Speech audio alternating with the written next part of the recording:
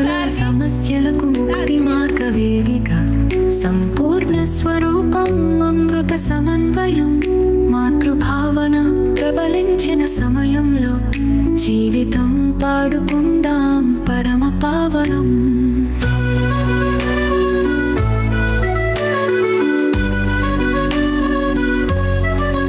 అమ్మశక్తి పాతరి ప్రకాశం తెచ్చడు ఆశ అమ్మ ఆశీస్సులు పారిజాత కుసుమం.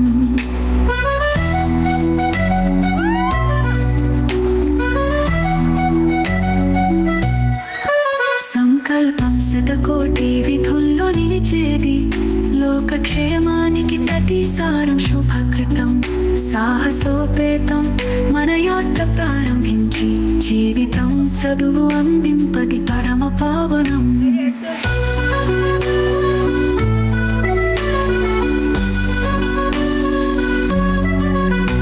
సహన సాధనం జీవ శిల్పకార్యం వైరాగ్యం హర్ష శ్రీరామచరణం మానవతా రామదూత కల్పితాలు ప్రకృతి మంగళ పావన మరులు చేపుదాం.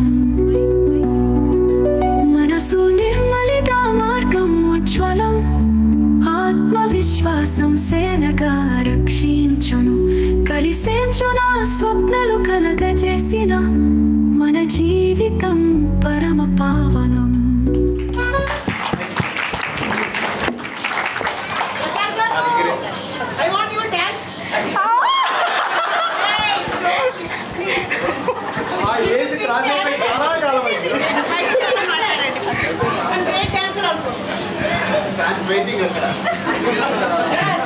నమస్తే అండి. గాయత్రీదేవి స్వరూపమైన సభకు నా శిరస నమామి. ఇక్కడున్న అందరు గాయత్రులకి కూడా పేరు పేరున నమస్సుమాంజలి.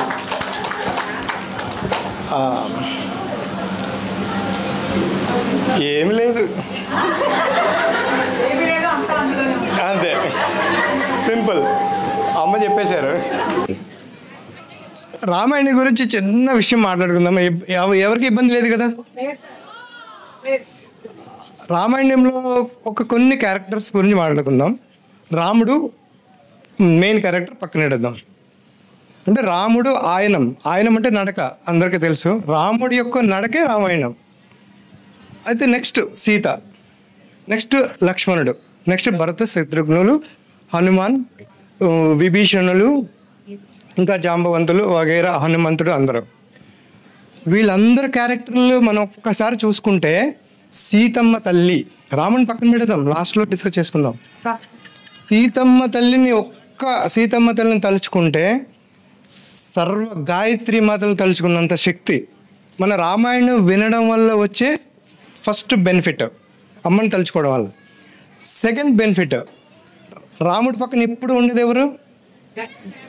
లక్ష్మణుడు ఎప్పుడైతే మనం తలుచుకున్నామో, లక్ష్మణుడు తలుచుకున్న వెంటనే రాముడిని గుర్తుకొస్తాడు. రాముడిని తలుచుకోవడం వల్ల లక్ష్మణుడు ఆనందిస్తాడు. First point number 1. రాముడిని ఏమన్నా అంటే కోపం వచ్చేది రాముడికి కాదు, లక్ష్మణుడికి మండిపోతుంది, బాణం వేస్తాడు.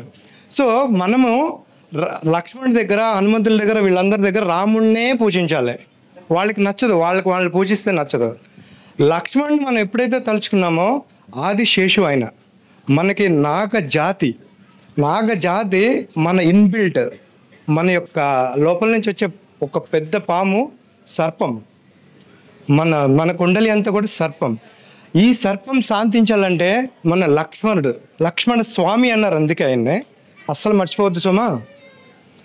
తర్వాత నెక్స్ట్ హనుమంతుల వారిని చూసుకుందాం. అంటే మనకి నాగదోషం ఉంటే లక్ష్మణ స్వామిని, రామాయణం వింటే లక్ష్మణ స్వామి వస్తారు, ఆటోమేటిక్గా మన నాగదోషం పోతుంది.